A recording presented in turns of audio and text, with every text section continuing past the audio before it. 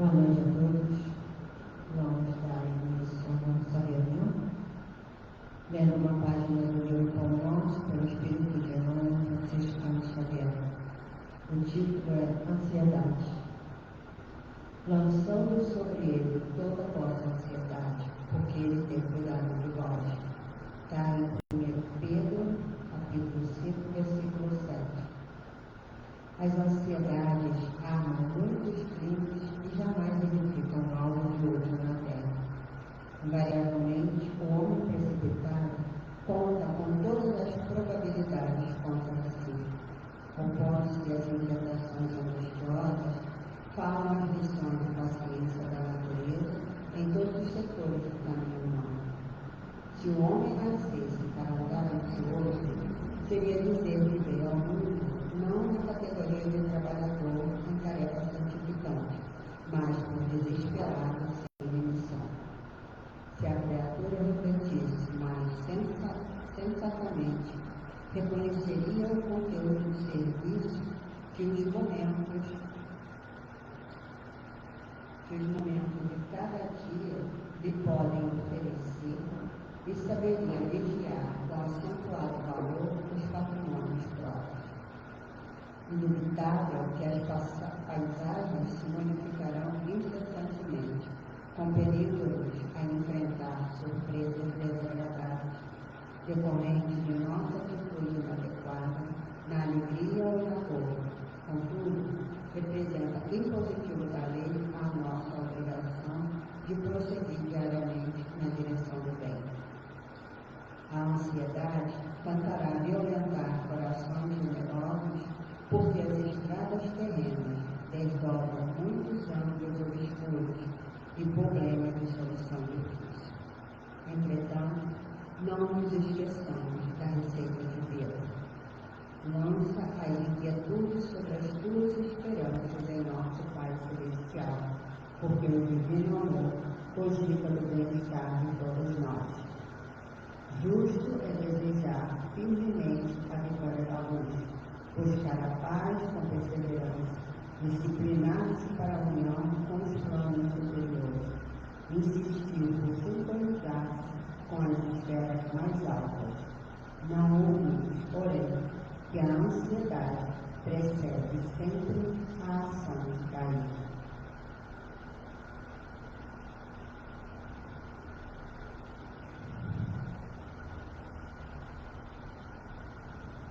Agora que nossos corações estão mais serenados, vamos elevar os nossos pensamentos a Jesus, ao plano maior, agradecendo pela oportunidade de podermos estar aqui, aprendendo um pouco mais do Evangelho de Cristo.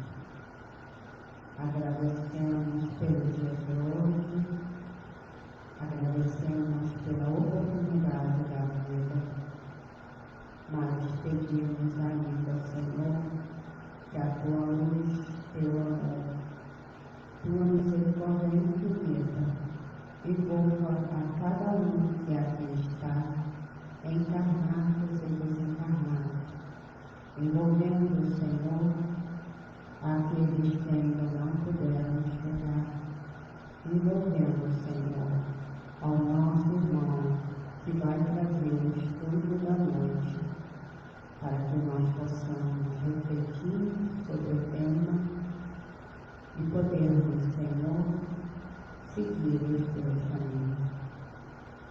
Senhor, em teu nome, em nome dos trabalhadores da tua seara, em nome do Dr. Jesus, patrono da nossa casa, acima de tudo, em nome de Deus, nosso Pai, damos por iniciado mais um estudo na noite de hoje. Graças a Deus. Bom, hoje, segunda-feira, teríamos o estudo do Evangelho, mas esse mês nós estamos estudando o livro, a obra Um Desafio Chamado Família, de Joemar Nazaré. Hoje o tema é, o tema 19, Educando Emoções e Sentimentos. E quem vai trazer o estudo para que nós possamos refletir é o nosso irmão Carlos Rafael.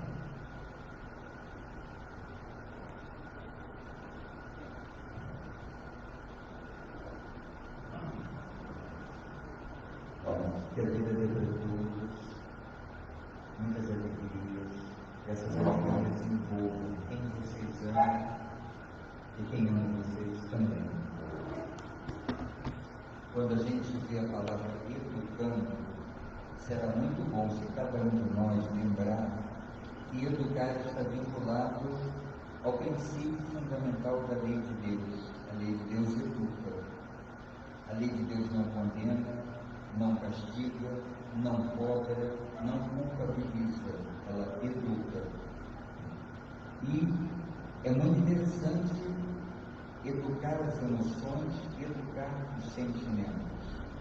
As emoções estão lá no campo fisiológico e nós podemos influenciar o corpo pela nossa forma de ser e podemos usar o corpo também para nos influenciar.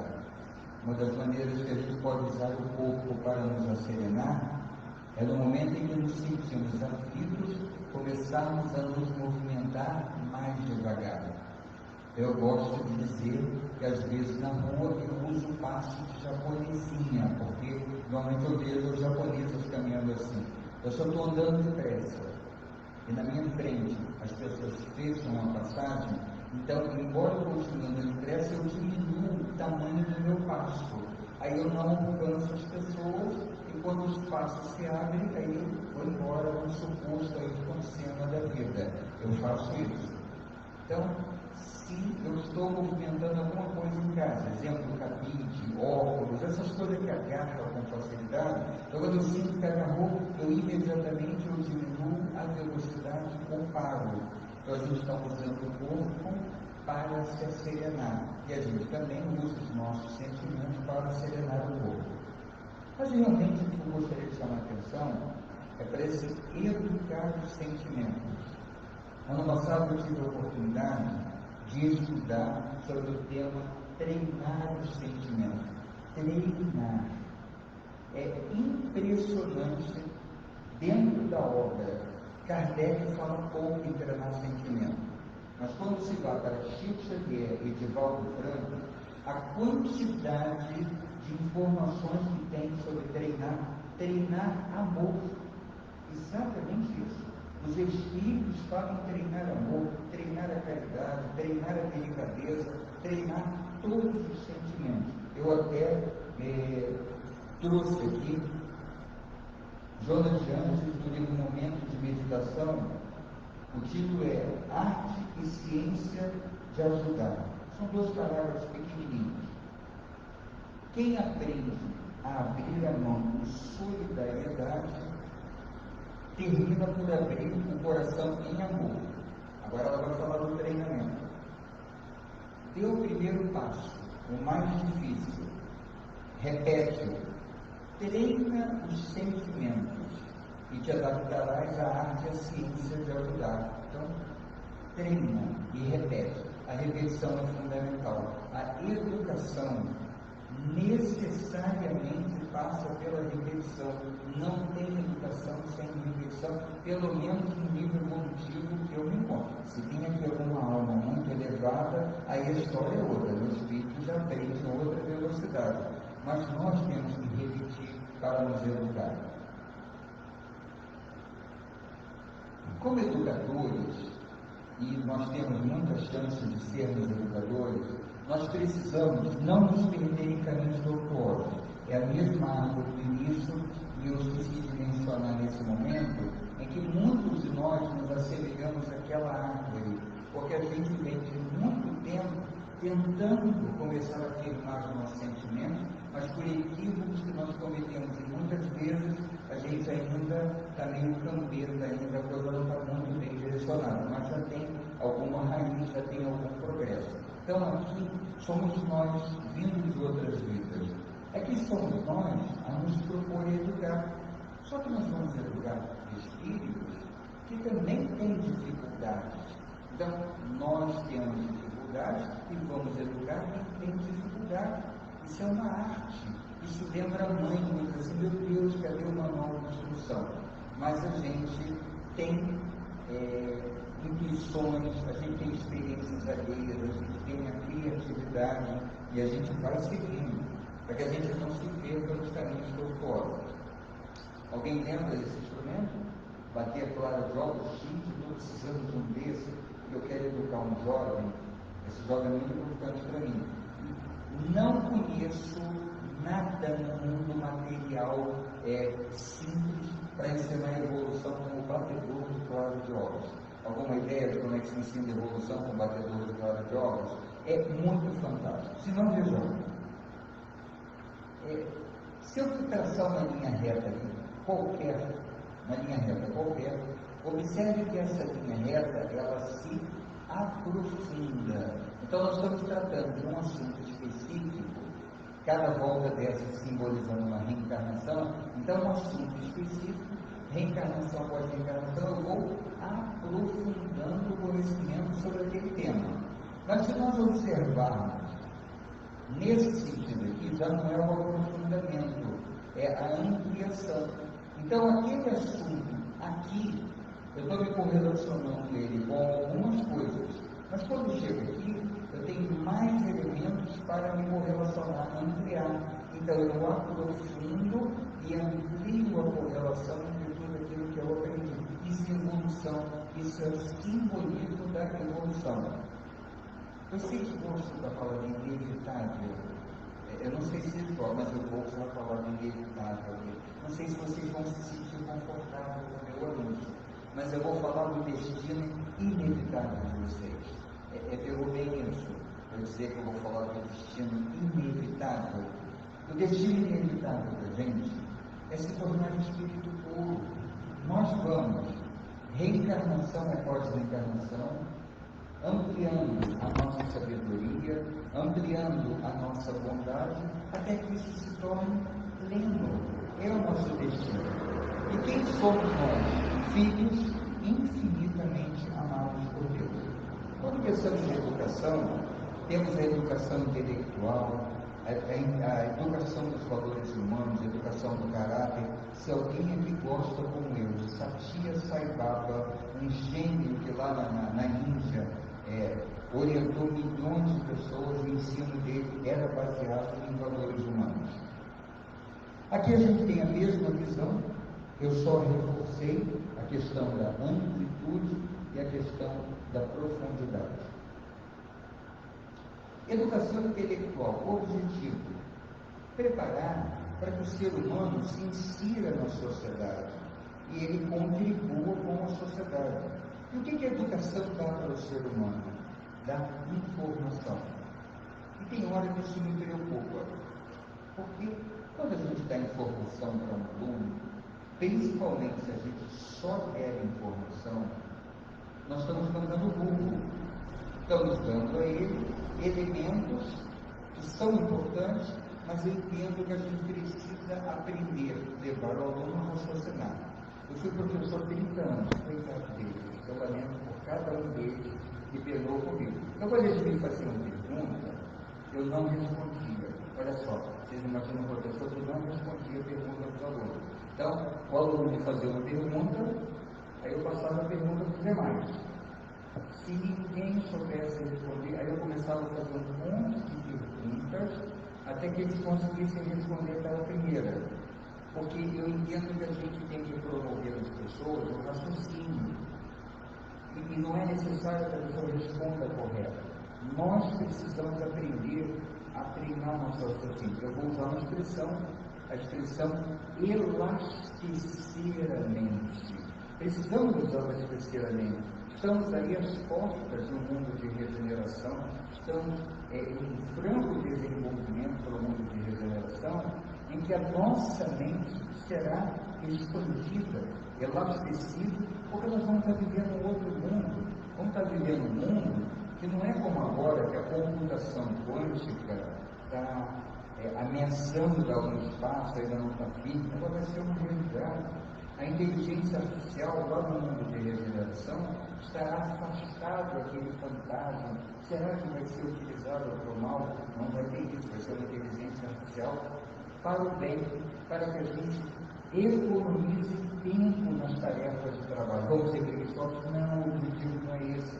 Nós vamos ter mais tempo para nos dedicar a cultivar os valores do espírito. Muito bem. Informações, oferecer informações. De vez em quando a gente encontra um gênio pela vida, né? Esse gênio que eu vou citar, nem sei se usa muita saia, ela gosta muito de calça comprida. Ela é uma ginecologista obstetra, Luzia Matias, não sei se alguém já teve contato com ela. Ela é lá do meu UNI. A Luzia Matias é simplesmente genial. E quando ela fala dos jovens, e nós estamos muito aqui focados nos jovens, ela fala da importância de oferecer informações de qualidade. Os institutos de ensino não oferecem a educação integral.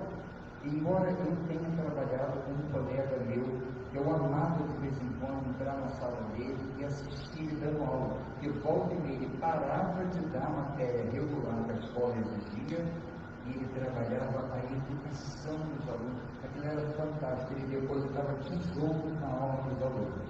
Bom, entrar no mundo íntimo de alguém não é só entender como aquela pessoa reflete a vida, não é só o racional. A gente tem que mergulhar ali no emocional, tem que mergulhar como é que a pessoa interpreta os fenômenos, como é que ela trabalha os sofrimentos que alcançaram ela.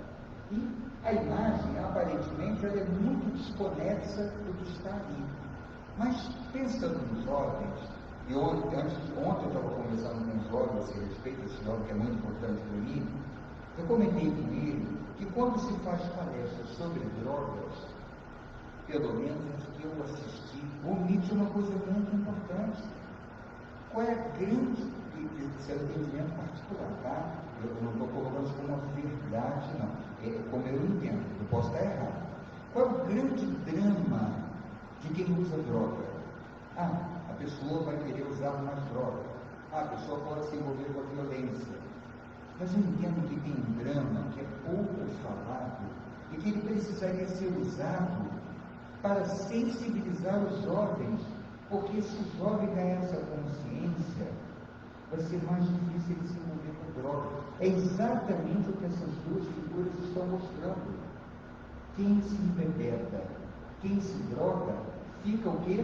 Fica em estado indefeso. E uma vez indefeso, pode sofrer qualquer coisa. Então, é uma maneira da gente sensibilizar os jovens. Você gosta quando alguém invade o seu espaço? Não. Mas se você estiver bêbado ou estiver drogado, vão fazer qualquer coisa com você. Então, quando a gente fala da ação envolver a sensibilidade emocional, ética, moral, o nosso discurso tem que ser de tal ordem que alcance o coração da pessoa e reverbere lá para que a pessoa sinta uma sintonia e ela seja mexida por dentro. A reintegração de quem está em estado de marginalidade é algo que realmente eu nunca trabalhei. O livro cita, eu quis trazer isso aqui, só chamei a atenção que aquela pessoa vai precisar de informação de qualidade.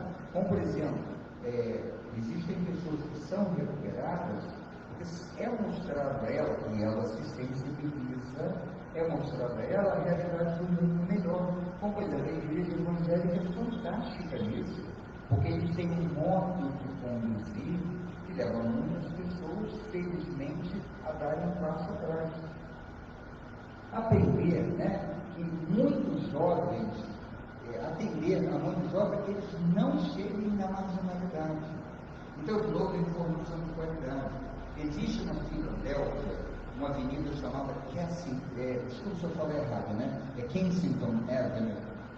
E eu já assisti muitos documentários no YouTube. Não sei se algum de vocês teve a oportunidade ou a curiosidade de assistir esses documentários sobre as pessoas que são envolvidas com a droga e ficam nessa cidade, na Filadélfia,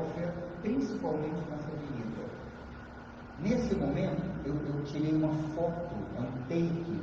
Essa moça que ela está de lado assim, ela permanece nessa posição, ela balança um pouquinho, mas ela fica longamente assim, e é algo que a gente vê. Ah, mas a gente tem isso ali no tal lugar, eu esqueci o nome do lugar agora, e apagou tudo na minha cabeça, e tem essa situação, apagou tudo na minha cabeça agora. Sim, mas você vai levar o seu filho lá? Vai levar o seu filho lá para mostrar? Você não precisa levar o seu filho lá para mostrar, você tem no YouTube, e para você sensibilizar. E aí a gente pode usar, eu gosto muito de inverter raciocínio. Cada um tem o seu jeito, não sei se eu vou falar, mas servir para alguém. Mas eu gosto muito de inverter raciocínio. Então, eu estou com um jovem, então, ao invés de fazer somente ele sentir ele vivendo a situação, eu gosto de convocar. Imagina que você tem um filho, você cuidou com muito amor, com muito carinho, com muito afeto, e você encontra o seu filho assim na rua, você gostaria? Então é uma forma dele se sensibilizar, se colocando num outro papel, no papel de um pai. Nós precisamos sensibilizar as pessoas dentro do que elas oferecem de sensibilidade para a gente. A gente tem que ser criativo com essas coisas. Nossos filhos têm uma bagagem imensa. Eles já reencarnaram centenas de vezes. Dentro dos nossos filhos está pronto para acontecer um grupo de vozes que acontece com a gente. Nós temos um grupo de vozes dentro de nós. Não estou falando do desencarnados obsessores, que é outro grupo de vozes. Não estou falando da influência de pessoas que estiveram na nossa adolescência, na nossa infância, e muitas vezes falaram coisas horríveis para a gente, e aí a gente ainda lembra alguém dizendo: ah, você não sabe fazer nada, você nunca vai ser ninguém na vida. Também não estou falando desse grupo de vozes, estou falando de outro grupo de vozes. O Haroldo Dutra trabalha esse assunto maravilhosamente. E ele fala que nós trazemos vozes de quem nós fomos em outras personalidades. Porque Carlos Roberto já foi Maria, já foi José, já foi Pedro, já foi Antonieta, já foi tanta coisa. E cada uma dessas personalidades teve uma vivência. E essas personalidades têm textos variados em quem eu sou hoje. E muitas vezes aquilo que eu fui ainda grita dentro de mim, mais ou menos intensamente. Então é preciso que a gente se escute, e aqui cabe algo muito importante. Eu espero que ninguém aqui esteja carregando pedra na bolsa. Não sobre a bolsa agora não. Quem está com a bolsa sabe que carrega pedra. Porque muitos de nós temos o hábito de pensar em quem nós fomos nessa vida, e nós jogamos pedra no gente. Então imagina, Luciana, da menina chama Luciana, eu escolhi Luciana, tá? Mas Luciana começa a pensar num algo que ela fez de errado há 20 anos atrás e se condena. Nessa hora a gente tem que ter um cuidado muito grande. Quando Luciana vai examinar o que ela fez há 20 anos atrás, não é justo que a Luciana de hoje examine a Luciana do passado com o olhar, conhecimento e sentimento que ela tem hoje. Não. Para ela analisar, ela tem que voltar lá atrás, olha a educação do sentimento, e olhar para aquela Luciana com o olhar, sentimento e pensamento que ela tinha naquela época. Aí é justo fazer isso. E se algum de nós se sente muito mal perante a consciência, se algum de nós se sente assim, eu tenho dois problemas de consciência, depois que eu fiz, eu não deveria ter feito, eu tenho problemas de consciência, nesse momento a gente tem que lembrar quem nós somos. Porque às vezes a gente se desespera pelos erros que cometeu, pensa em suicídio, pensa em se isolar do mundo, pensa em se maltratar, se ferir, são todas coisas complicadas. E na hora em que a gente começar a se perder, é muito importante a gente lembrar qual é o olhar sobre nós que realmente conta. Porque lá na essência, o que conta, lá na essência, não é o nosso olhar sobre a gente. Não é o olhar da esposa, do marido, do filho, da vizinha, do amigo, do patrão, do empregado. O único olhar perfeito sobre a gente é o olhar de Deus, que determina quem a gente é. Nós somos filhos amados por Deus. É isso que nós somos. Eu errei. Deus, Pai do infinito amor, amava você antes do erro, amou durante o erro e continua amando depois do erro. Então Deus vai deixar para lá que eu errei? Não, porque Ele quer educar você. Então, quando você errou, você tem uma responsabilidade e 3 estágios que aguardam. Você precisa se arrepender sinceramente, você vai passar por um processo de expiação, que você vai ter um sofrimento correspondente ao que você causou, e vai ter um processo de reparação, onde você vai encontrar suas vítimas e vai desfazer os desequilíbrios com ela, dentro de princípios maravilhosos da lei, entre eles o amor, o a redução dos pecados. A gente precisa se educar também para se entender que Deus nos ama sem condições, sem limites. Muitas vezes os pais querem supervalorizar o ensino intelectual e focam muito nisso. Só que focam muito nisso, esquecendo que a gente não está aqui só para desenvolver o intelecto, coisa que, aliás, tem sido fácil para a gente, mais fácil para a gente desenvolver ao longo das reencarnações. Porque para nós, de um modo geral, a maioria dos espíritos aqui na Terra com limitações, a gente primeiro trabalha o intelecto, os sentimentos vêm depois. Então nós precisamos educar os nossos filhos para o sentido. Eu vou dar um exemplo aqui de um amigo meu fez. Se servir para alguém, que legal. Eu achei um amigo absolutamente genial. Por amar muito a filha dele, ele tinha uma preocupação muito grande, que ela um dia fosse ter um companheiro que a violentasse de qualquer forma. Mas ele não queria seguir o caminho de dizer para a filha: não aceite violência de um homem. Se o homem se agredir de qualquer forma, corre. Ele não queria isso. Ele não queria que essa informação fosse de fora para dentro. Ele queria que ela tirasse dela, extraísse dela, que ela sentisse que ela não deveria sentir a violência de um homem. Ele contou para mim. Ele pensou durante 12 anos. Porque essa não era uma resposta que ele tinha pronta, ele não tinha encontrado em lugar nenhum. Ele refletiu durante 12 anos, para encontrar a maneira de sensibilizar a filha dele.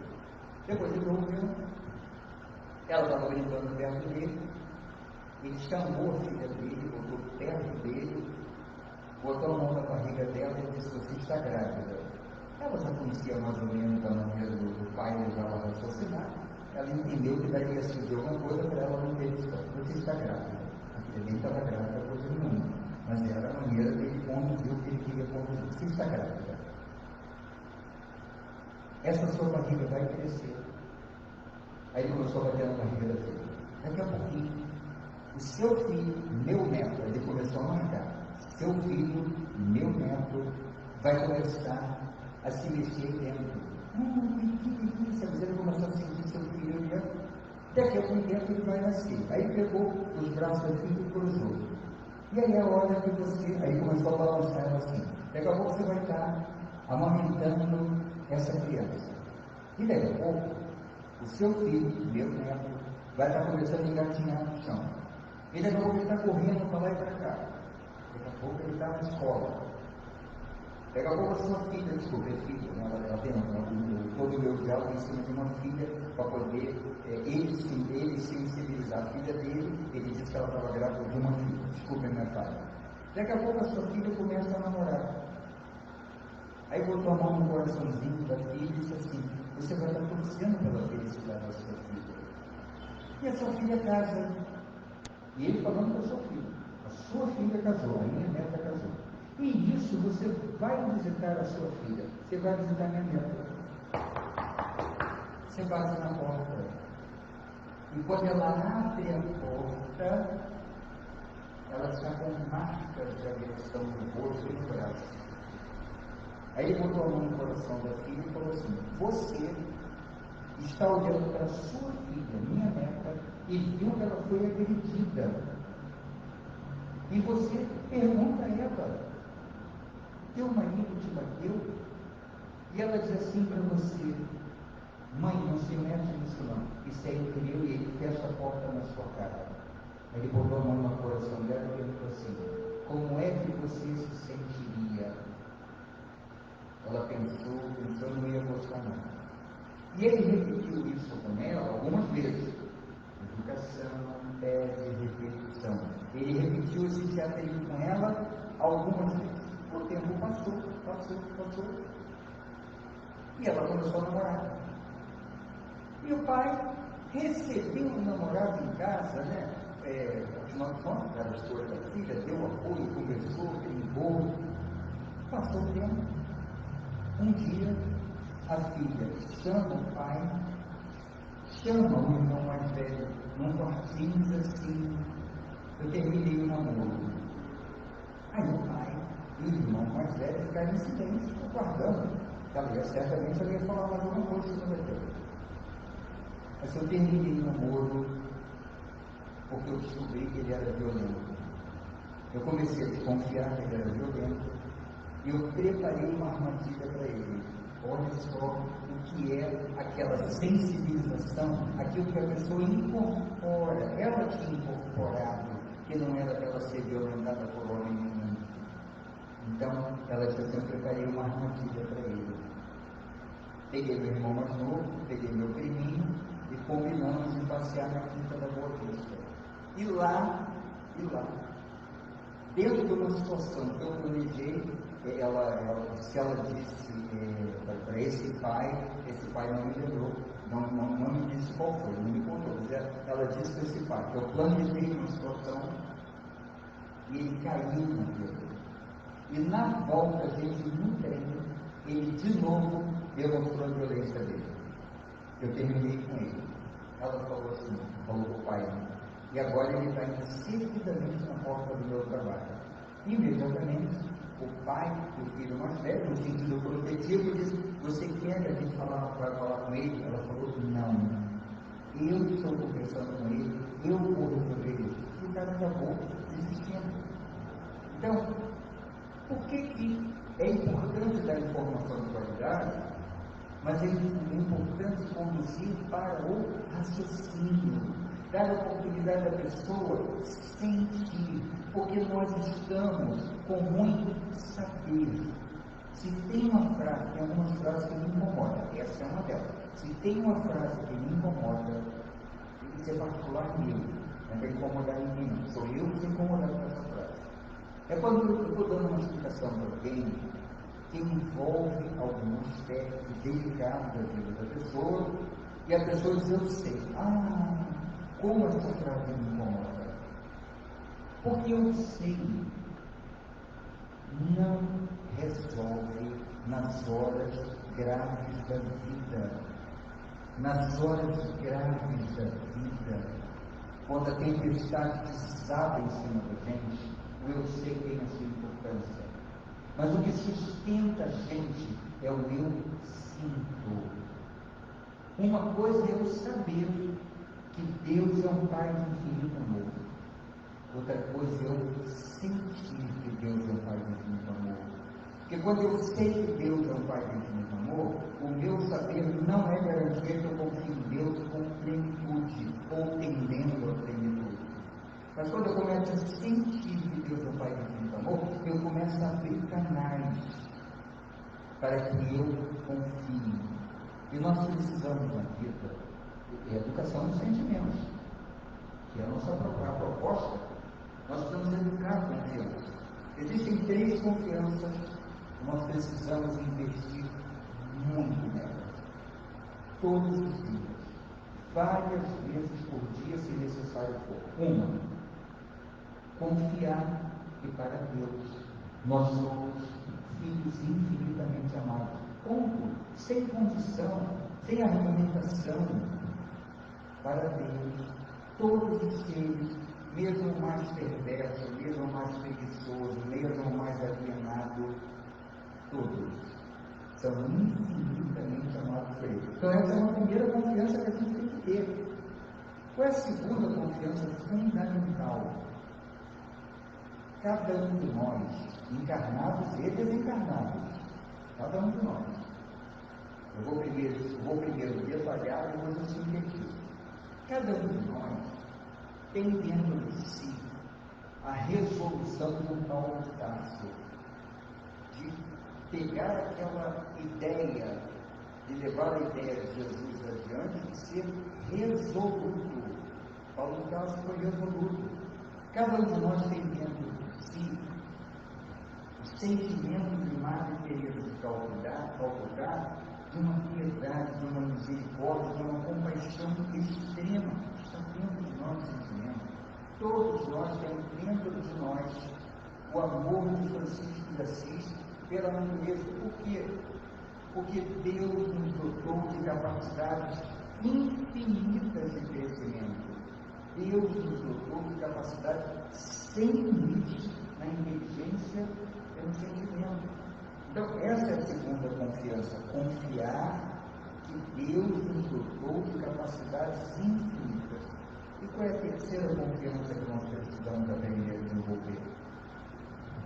Do outro lado da vida, tem pessoas que nos amam de longo tempo. Eu gosto muito da expressão amor que se perde na noite dos tempos. Eu acho o poético extremamente lindo. Tem pessoas que nos amam do outro lado da vida há muitos milênios, e que amam a gente profundamente, e que investem o que podem no nosso crescimento e rezam para Deus para que a gente se vença. Muitas vezes, as pessoas se sentem impotentes diante dessa missão de educar os filhos. Se Deus não tivesse dotado de todas as respostas diante de todos os problemas, nós não desenvolveríamos as nossas capacidades, seríamos espíritos prontos e nós não teríamos o prazer que o mérito nos concede. Porque eu não sei a dificuldade de cada um, né? Nesse fim de semana, uma pessoa que eu amo muito resolveu me presentear com a comida que eu mais gosto de comer.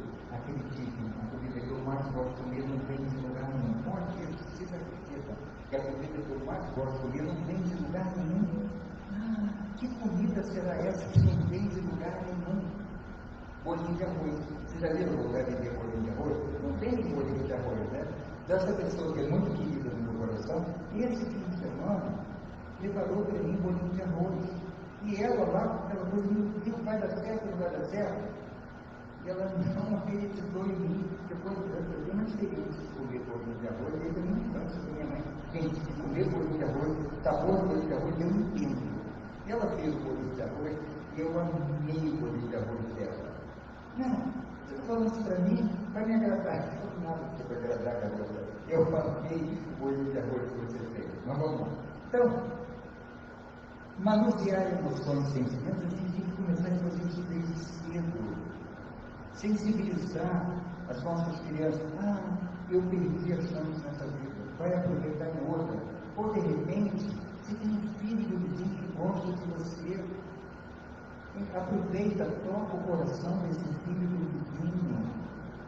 Como é feliz a gente tocar o coração de alguém e aquela pessoa se sensibilizar e ela mudar o destino da vida dela. E um dia ela vai dizer para a gente, aquela conversa que você teve comigo, mudou o meu destino. Isso é tão feliz, isso é tão gostoso, né? Quando a gente consegue ser um instrumento para mudar o destino de alguém. Os resultados, e nós não estamos falando aqui da educação intelectual, estamos falando da educação dos valores humanos, do caráter. O resultado não vai aparecer no verniz, não é aquela apresentação que a gente faz para a sociedade, que é um determinado comportamento, que vamos dizer que a gente é educado. Não, é aquilo que sai da alma e a gente percebe no olhar e no sorriso da pessoa. Porque a pessoa incorporou aquilo, passou a ser o sentimento que ela vive e vai se traduzir no comportamento dela. E eu cometi uma falha com vocês, eu quero pedir desculpas por isso. Eu estou profundamente frustrado com a falha que eu cometi. deveria estar aqui, agora, nesse momento. A capa de livro mais sensacional que existe para mim, de novo, a opinião particular, tá? É só minha, ninguém precisa comprar essa ideia, não. O livro é maravilhoso, já estudei muito esse livro, aprendi muito com ele. O livro se chama Renovando Atitudes, do espírito Hamed, H-A-M-M-E-D. Não é remédio, é uma história que funciona como? A capa do livro Renovando Atitudes é algo do outro planeta para mim, do planeta superior. A capa é absurdamente genial. Eu amo aquilo, dá para fazer uma tese de doutorado em cima daquela capa. O que tem a capa? A capa tem uma estátua, cor de gelo, sem expressão, a capa tem aquela frieza das estátuas, e na altura dos ouvidos e dos olhos tem uma tarja laranja. E o título do livro é Renovando Atitudes. Mas por que numa estátua de cor cinza, fria, aparece aquela sensacional tarja laranja em cima dos olhos e dos ouvidos? Porque para a gente renovar as atitudes, a gente precisa modificar o olhar, tem que modificar a escuta, também passa na região do cérebro, tem que modificar os pensamentos, as ideias. Só que isso é um ciclo que se realimenta. Porque se hoje eu passo a ter uma escuta mais ativa, eu vou treinando, treinar sentimento, educar sentimento, eu começo a treinar, escutar o que não foi dito. Porque muitas vezes, a grande escuta, é importante escutar o que foi dito, mas a gente precisa trabalhar a percepção para começar a escutar o que não está sendo dito. Aquilo que não está sendo dito, muitas vezes a pessoa mais precisa que a gente compreenda. Exemplo, eu vou dar um exemplo bem tosco, tá? Minha filha adora falar tosco, e eu gosto de falar dela. Eu vou dar um exemplo bem tosco aqui. A pessoa pode chegar e dizer assim: nossa, esse fim de semana eu encontrei de novo batom na camisa do meu marido. O que essa pessoa não está dizendo? Mas sabe, o que essa pessoa não está dizendo? Ela pode, e aí tem que ser na hora, é um quadro muito específico, ela pode estar dizendo: eu amo profundamente meu marido, por que ele continua fazendo isso comigo? Ou ela pode estar dizendo: eu tenho dado tanto da minha vida para ele, por que ele é ingrato assim comigo? A gente tem que estar ali naquele momento, tem que aprender a fazer essas leituras. Então, o Renovando Atitudes leva a renovação da escuta, que leva a renovação da atitude, que leva a renovação do olhar. E aqui vem uma coisa muito interessante. O Chico Xavier diz genialmente, eu não posso voltar para trás e mudar os fatos, mas eu posso agora mudar a minha forma de proceder e fazer um novo início. Eu não posso fazer um novo fim naquilo que já teve um fim, mas eu posso fazer um novo início. Só que tem algo muito interessante para a gente pensar. Aquele passado que está lá, quando a gente resolver revisitar, precisamos aprender a transformar o nosso olhar. Precisamos aprender a olhar para aquele passado com um novo olhar. Esse olhar pode ser o da compaixão, pode ser o olhar da compreensão, pode ser o olhar que a gente perceba que ali teve uma intervenção divina em um processo educativo que se fez, que evitou uma dor de cabeça enorme presente. Aquela cantora, que chamam de Marrom, lá na década de 60, ela estava muito indignada dentro do táxi, ela estava extremamente indignada.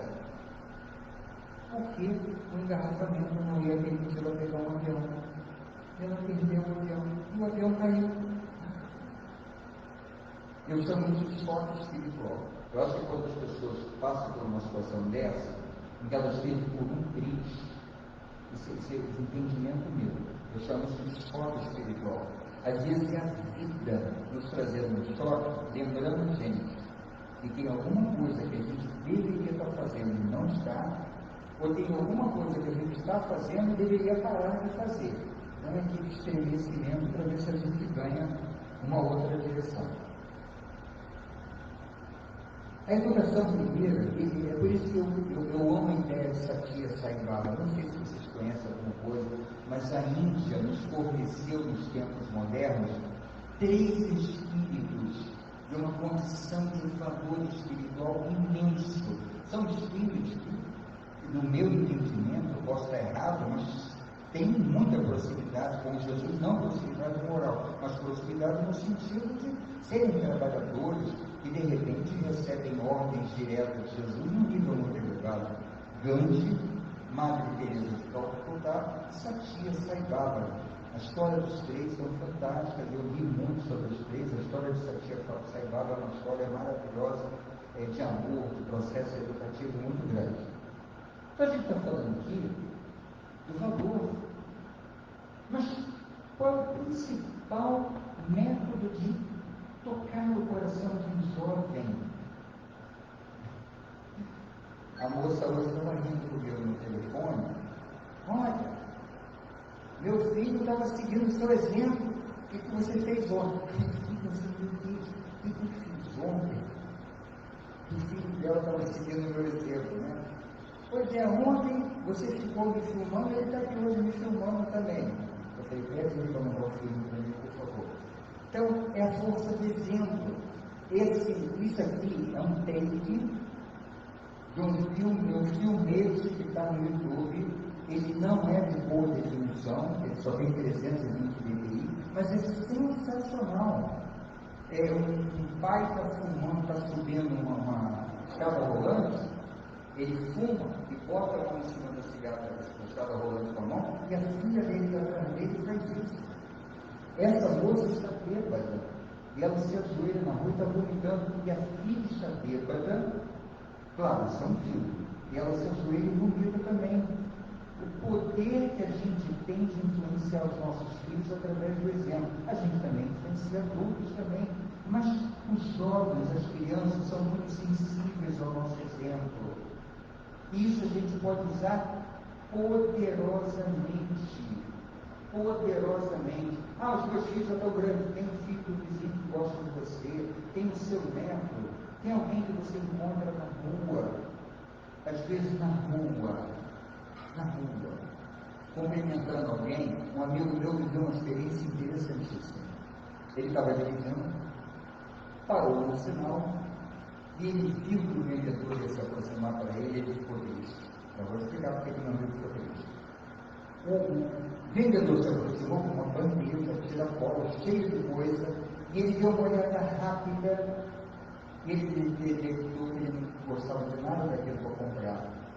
E para ele era inaceitável dizer para a pessoa, não gosto de nada disso, ou não quero comprar. Para ele era inaceitável. Quando o vendedor chegou perto dele, antes que o vendedor dissesse qualquer coisa, porque ele já sabia o que o vendedor ia falar, né, oferecer o produto, ele disse lá uma frase bacana do vendedor, uma frase qualquer, a respeito dele, mas disse uma frase bacana do vendedor. Aí o vendedor ficou em silêncio. Aí esse meu amigo entendeu que o vendedor não tinha ouvido.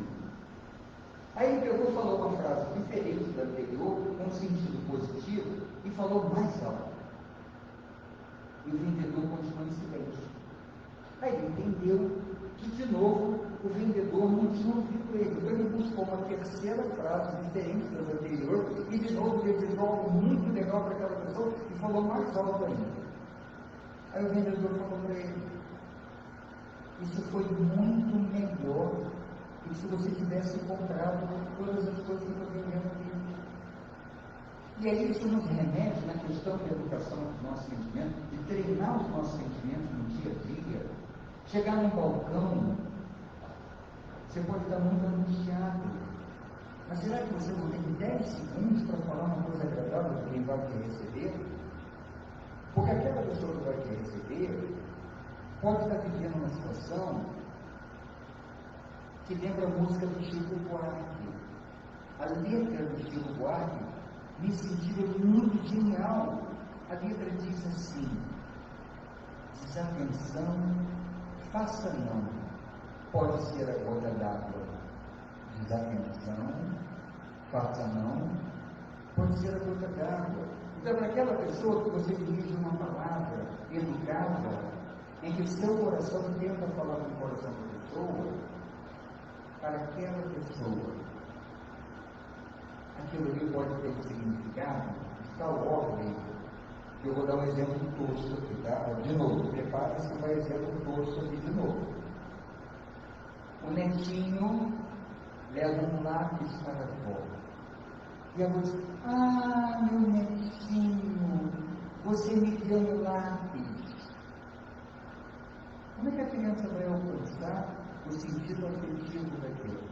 Mas entre adultos também é assim. Às vezes a gente dá algo para alguém e a gente entende que aquilo vai ter um valor, mas para quem recebe o valor, às vezes não é alcançado no presente. O espírito mais evoluído que eu conversei na minha vida, eu tive a chance de conversar com esse espírito, uma chance extremamente feliz, foi o dirigente espiritual do Centro Espírita Leão Denis, Baltazar, através do Altivo. Eu tive a chance de conversar com o Baltazar, dirigente daquela casa imensa, né? Uma das casas mais potentes da Terra, porque a doutrina espírita tem a maior potência no Brasil. E no Brasil, quase nenhuma casa espírita esteve para o Leão Denis. O poder do Leão Denis tem recursos de divulgação, de trabalho, também, é uma coisa impressionante.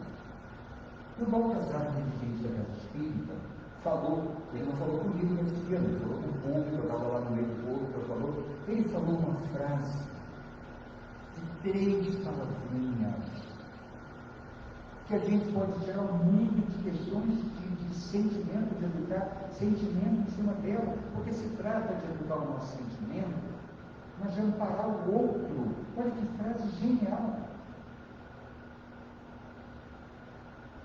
Baltazar, através do Altivo, fundador do Centro Espírita Leão Denis, disse assim: suavizem suas vidas. Suavizem suas vidas. Mas não se trata de suavizar a sua vida, gente. A gente, como por exemplo, pode passar por alguém que está de muleta na rua. Isso é um exemplo, eu tenho um amigo meu que faz isso. Passa por alguém que está de muleta na rua e você não sabe a relação que essa pessoa tem com a muleta.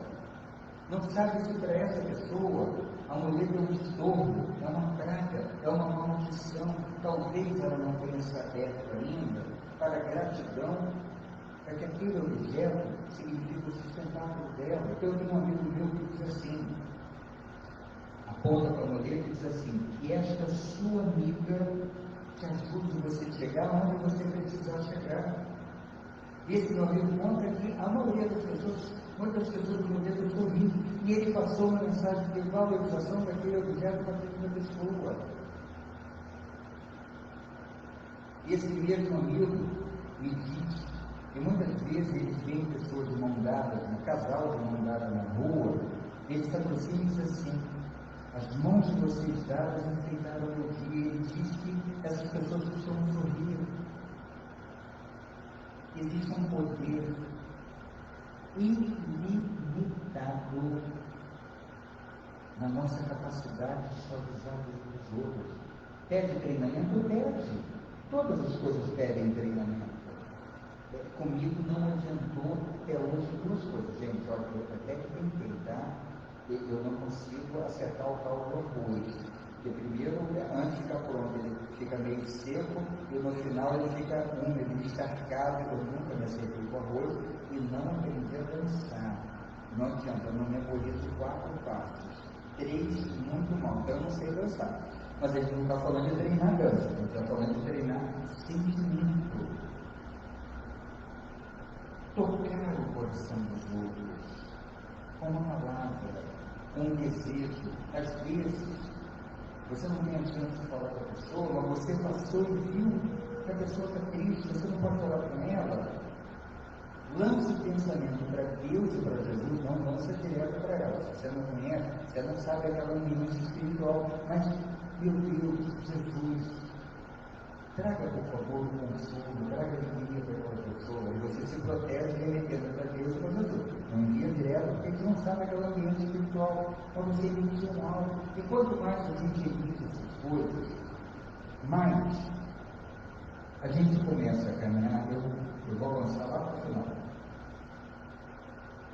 começa a avançar por isso aqui. Tudo na vida tem essas 3 etapas. Tudo. Emmanuel fala assim: a disciplina antecede a espontaneidade. Por isso ele pediu tanto ao Chico: disciplina, disciplina, disciplina. Por quê?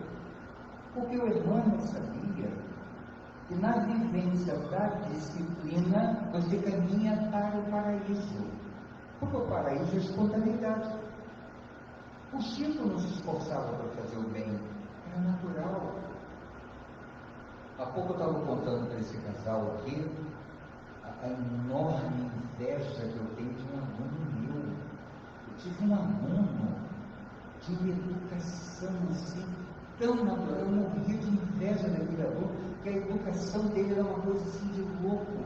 Ele falava, eu me sentia envolvido. Meu Deus, que educação é? Era a educação que vinha de dentro da alma. Não tinha nada a ver com educação ensinada. Eu sei lá quantas dezenas de encarnações eu vou levar para ter 1/10 da educação daquele garoto. Quando eu chegar a 1/10, não sei onde ele vai estar. Mas eu fiquei curioso, mas o que o Emmanuel fala? Se a disciplina antecede a espontaneidade, o que antecede a disciplina? Aí no outro texto do Emmanuel foi encontrado. O que antecede a disciplina é o sacrifício. E a gente começa a ficar meio arrepiado com isso, né? Sacrifício, então eu tenho que me sacrificar. Mas que sacrifício é esse? O sacrifício que é pedido a nós é duplo. É o sacrifício do egoísmo e o sacrifício do orgulho. Sacrificar o egoísmo é começar aquela ideia da evolução, ampliar o nosso sentimento com relação às pessoas, aprofundar o nosso sentimento.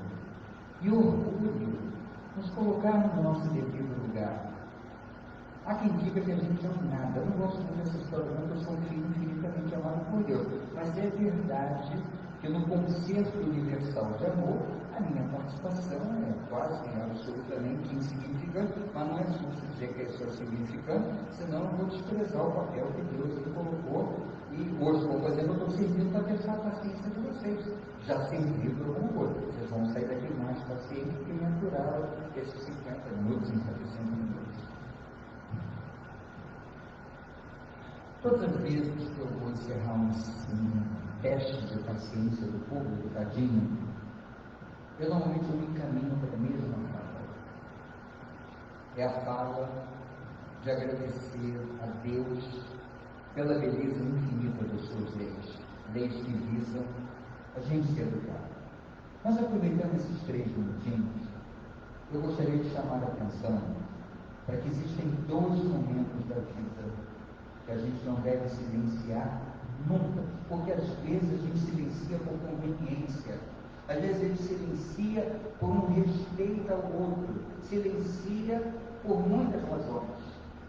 Mas tem 2 momentos que a gente não deve silenciar, não deve, não deve, pode, não deve. 2 momentos. Um momento, quando alguém disser para a gente que vai suicidar, não é para silenciar. Oferece a pessoa o telefone 188 do CVV, oferece a pessoa um vídeo maravilhoso que tem no YouTube chamado 1 Minuto Apenas. Eu já assisti esse vídeo dezenas de vezes, todas as vezes que eu assisto, eu choro. Eu já assisti mais de 60 vezes esse vídeo. Eu choro todas as vezes. É possível que lá no passado, que eu não sei onde está, eu tenha ligações infelizes com o suicídio. Pode ser, não estou afirmando, mas eu choro quando eu vejo esse vídeo. E esse vídeo toca o coração de muitas pessoas. Então, escuta a pessoa. Por que a pessoa quer suicidar? Às vezes aquela pessoa que quer suicidar, no que ela desabafa e encontra uma escuta atenta. Primeiro estágio, esse é mais comum, segundo estágio é raro, mas acontece. Primeiro estágio é mais comum. Se ela está sentindo que está sendo escutada de verdade, ela vai falar, ela vai desabafar. E para algumas pessoas isso vai ser o suficiente. O segundo estágio é mais raro, mas é muito feliz quando ele acontece. Quando a pessoa se sente escutada de tal maneira, ela se sente escutada a tal ponto que o raciocínio dela começa a ativar onde não estava ativado antes, e de repente ela encontra a solução que é ideal para ela, e aquela solução tira ela da ideia do suicídio. O segundo momento que a gente não deve silenciar nunca é quando alguém disser para a gente que vai abortar. É possível se tirar o neném do ventre, mas a gente tem que levar para a pessoa a ideia de que ela jamais vai tirar o neném do coração ou da cabeça. Para quem tirou o filho? Para quem tirou o filho, o olhar sempre, invariavelmente deve ser único. Só tem um olhar para quem tirou o filho. Olhar de compaixão, de muito cuidado com essa pessoa. Mas para quem está pensando em tirar um filho, vamos tocar o coração daquela pessoa para que ela não tire. Se ela não tirar, o filho dela se torna filho da gente. Obrigado porque vocês tiveram paciência de me escutar. Não é fácil, eu reconheço. Agradeço a Deus, Pai de infinito amor, pela beleza das suas leis. Agradecemos a você pelo Espírito que trouxe para nós em nome. Agora nós vamos dar alguns recados falando das atividades aqui na casa. Segunda e quarta-feira nós temos reuniões públicas às 8 horas. Terça-feira o estudo é online pela plataforma do Skype. Quinta-feira nós temos o estudo do Evangelho segundo o Espiritismo, às 8 horas também. Sábado, a partir de 15h30, nós temos a evangelização infantil, a juventude do Noroeste, a reunião de família, e às 18 horas nós temos o anjo. É um estudo sistematizado da doutrina espírita, onde a cada sábado se estuda uma obra da codificação. E no próximo domingo nós teremos às 16 horas a Assembleia Ordinária de Bairro. Os dois assuntos serão discutidos. Prestação de contas do ano de 2023 e a eleição para a nova diretoria da casa.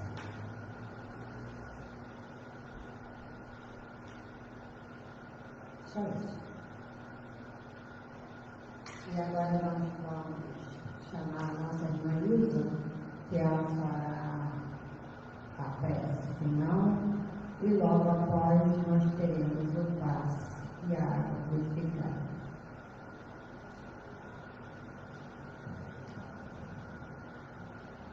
Boa noite a todos. Vamos abrir os nossos corações em agradecimento ao nosso bom Deus, Jesus, nossa amiga, companheira, e a nossa querida mãezinha, Maria de Nazaré. Agradecer pela possibilidade que nós tivemos de estarmos aqui, nos reunindo para aprender um pouco mais das morais de Cristo, como diz o nosso Evangelho. Nosso Evangelho, especificamente, ensinaremos sempre as morais de Cristo, que é o importante do nosso Deus. Então, nós dissemos assim: Senhor Jesus, nosso mestre, amigo e companheiro de todas as nossas, somos os teus irmãozinhos, tão pequeninos, Senhor, diante a tua grandeza. Mas abrimos nesse instante os nossos corações em agradecimento pelas tuas lições que tu nos deixaste por amor a nós. Que esses nossos irmãozinhos, trabalhadores da União Espírita do Dom Bezerra de Menezes, que nos sustenta durante os nossos estudos, recebam também os nossos agradecimentos.